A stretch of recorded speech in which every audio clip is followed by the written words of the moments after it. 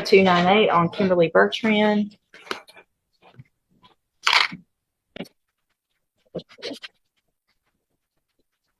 Good morning. Are you Kimberly Bertrand? And Ms. Bertrand was previously in court, entered a plea of guilty to the state jail felony offense of driving while intoxicated with a child passenger. And I've received a copy of the pre-sentence report. Has everyone had an opportunity to review that report? We have, yes, sir. Any additions or corrections? None that I discovered. Obviously, everybody understands probably what's happening today, right? Yeah, she gets real emotional. Well, okay. And she was, right, so I told her to calm down. That's probably a good thing because you weren't crying when you showed up to your PSI under the influence of THC, methamphetamine, amphetamine, benzodiazepines, and methadone. So we're going to make sure and give you some tools necessary to hopefully make it where you can be successful and stop being a danger to everybody else around you while you're driving, right? So I'm going to find that you entered your plea of guilty previously, freely, and voluntarily. I'm going to find sufficient evidence to find you guilty, and at this time, I'm going to follow your agreement. I'm going to find you guilty of driving while intoxicated with a child passenger, sentence you in accordance with your agreement to a term of 2 years in the state jail prison, but I'm going to probate that. You'll be on probation for 4 years.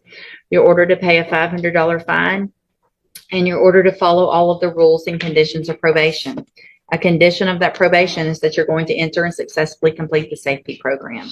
You will go into custody today. You'll be transferred to SafeP. You will hopefully get all of the tools necessary in order to be successful on probation. You've had a probation opportunity before that was revoked. You're lucky you're even getting this opportunity, but I'm not going to consider not sending her anywhere today. Okay. I mean, she tested positive at the PSI. No, I didn't know about it this morning. I was just going to suggest if she could do that. It was indicated to her that she would do colors, which is where they phone in. Well, and I was wondering if she could do that until after Christmas. No, because the problem with that, and I know it's no fun to not be around for Christmas, but it's also going to be no fun to not be around for 2 years if you violate your probation. And it's really not going to be fun if you continue using and continue driving and kill yourself for someone else, because then it's going to be a whole different story that we're in here talking about. And that's the path that you're on. So this is not necessarily meant to be a punishment. This is meant to help you be successful while you're on probation. Obviously, you can't do it on your own. So we're going to give you the tools. I'm handing you the trial court certification that shows this was an agreement that I followed, and so you waived any right to appeal. I've also handed you a written certification regarding your ineligibility. I'm sorry. You want me to give this? Yeah. I've also handed you a written admonishment regarding your ineligibility to possess a firearm or ammunition. Because of the judgment entered against you, you're ineligible under Texas law to possess a firearm or ammunition. Possession of a firearm or ammunition could lead to charges against you. Firearm is a legal term, and you should read the written admonishment I provide you to see what devices qualify as a firearm. If you have questions about the laws that make you ineligible to possess a firearm or ammunition, or about how long it lasts, you can talk to Mr. Doyle. Good luck to you. I hope you take advantage of this opportunity. You can go with the bailiff. Numbers 23 DCCR 1277, 1278, and then there's cause numbers 36614 and 36920. And it looks like Mr. Mayfield was previously in court and entered pleas of guilty open to the court on the new cases, and we were waiting on the MTRPs. Is that correct? No, Your Honor. He pled true. It was the opposite. To the count in the MTRP. That's okay. That makes more sense. All right. So there's the two MTRPs, motion to revoke community supervisions, and cause numbers 36614 and 36920. Mr. Mayfield is on probation for the offense in each of those cases, state jail felony offenses of invasive visual recording. Those were from January 31st of 2022. Entered pleas of true to counts 1 and 2 in each of those cases, which were admitting to and pleading true to committing new offenses of invasive visual recording. One from June 8th of 2023 and one from June 6th of 2023, which are those two new cases. Is that correct? Yes, Your Honor. Yes, Your Honor. I've received a pre-sentence report as well as an updated memorandum that was sent that included Detective Raymer's position. Is there any, have you both been able to see and review both of those? Yes, Your Honor. Any additions or corrections to those? No, Your Honor. All right, and so Ms. Holmes, you may proceed. Thank you, Your Honor. Obviously, in viewing this case with Mr. Mayfield, and I visited with him on several occasions, and I'm familiar with Mr. Mayfield as we went to school together. And obviously, in these invasive visual recording cases, there is a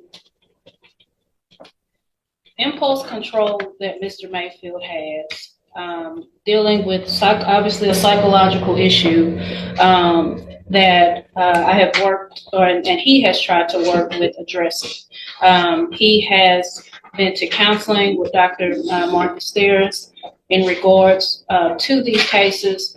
While on probation, he appeared to be a model probationer. He was doing everything that he was asked to do, and for a year and a half, he was on the right track. It wasn't until Mr. Mayfield, he had no cell phone for a long time, and at some point he did obtain a cell phone again, and in June of this year, he made the terrible decisions to record these women and invade their privacy once again.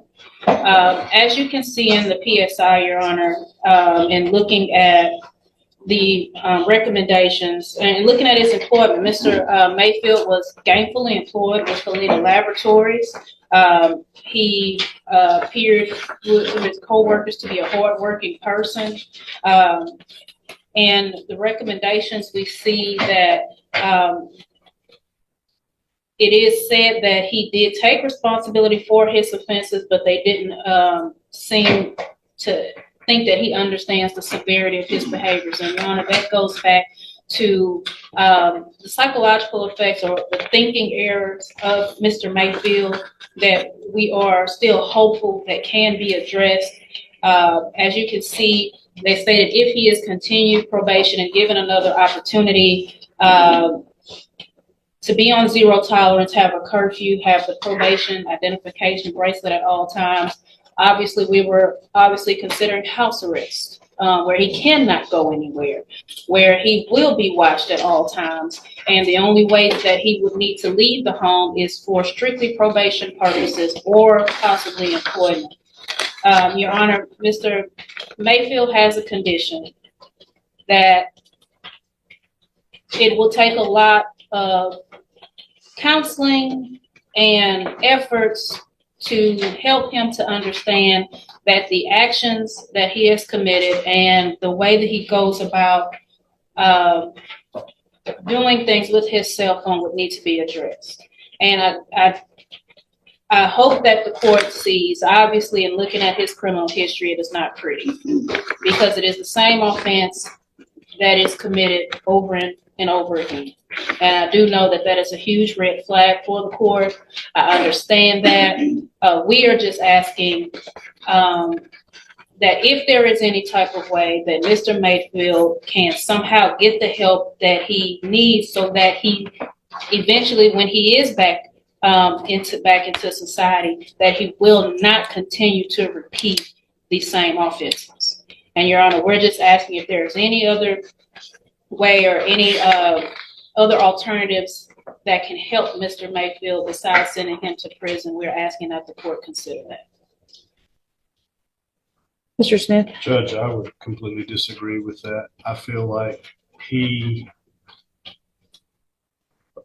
gave the illusion that he was complying with every term and condition of probation. He had every opportunity, and he got probation after having already committed this particular thing back in 2016. I think the only thing that can be done is that he needs to be revoked. He needs to be sentenced to 2 years in the state jail in each one of these cases. He is not able to be rehabilitated. He's going to continue to do this. Cell phones are too easy to get. had we not caught him in the act of committing 2 more of these particular crimes, we wouldn't have known that he was doing these things. We don't know that there aren't other victims that he has perpetrated, and he doesn't seem to have any remorse towards that. He just doesn't like being caught. I feel like for the safety of the community, he needs to be revoked, not be given a further chance at probation, and we're asking that he be given 2 years in each case. So I mean, Mr. Mayfield, the fact that you were given probation the first time,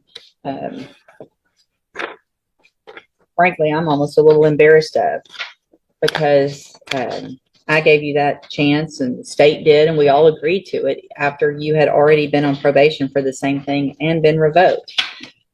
So it's one of those things where we hear the arguments, and this is why probation should be good. And Ms. Holmes made excellent arguments, but I feel like we probably heard those same arguments when you got put on these probations. I'm going to find in each of your cases that you entered your pleas of true to counts 1 and 2 freely and voluntarily. I'm going to find in cause number 36614 sufficient evidence to revoke your probation. At this time, revoke your probation, sentence you to a term of 2 years in the state jail prison. You will receive credit on that sentence for any time that you've been in custody that the law gives you the right to receive. Cause number 36920, I'm also going to find sufficient evidence to revoke your probation. At this time, revoke your probation, sentence you to 2 years in the state jail prison. You will also receive credit on that sentence for any time that you've been in custody that the law gives you the right to receive. Honestly, I wish that I could stack these. I wish that they weren't state jail felonies. I wish that we could keep you somewhere for a much longer time than just 2 years to protect all of the women that you have victimized. But this is what it is, and this is what legislators set it at.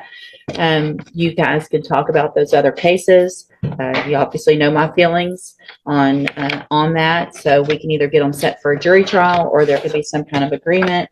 But I'll reset it for that. I am going to hand you, Mr. Mayfield, the trial court certification shows that these were not agreements, and so you do have some rights to appeal. You can talk to Ms. Holmes about that. You received, when you first were placed on probation, the admonishment regarding your ineligibility to possess a firearm, correct? So obviously you know that that is something that is still important rules to follow. I need you to fill out that bottom and get him to sign it and then we'll give him the back copy of that, and then we'll reset the 2 new cases for an announcement and see where we get on those. All right, you can go back with the bailiff. Once y'all do that, yeah. And there it is, a courtroom moment that cuts deeper than the sentence itself. Not just punishment, but a reflection of choices, consequences, and the thin line between second chances and final ones. One defendant stood on the edge of redemption, given tools and time yet still fighting the habits that brought her here, while the other showed a pattern too strong to ignore, turning opportunity into danger for everyone else. This wasn't just about the law, it was about control, accountability, and the cost of ignoring both, because in the end the courtroom doesn't decide your fate. Your decisions do. So the real question is, how many chances are enough before consequences become permanent?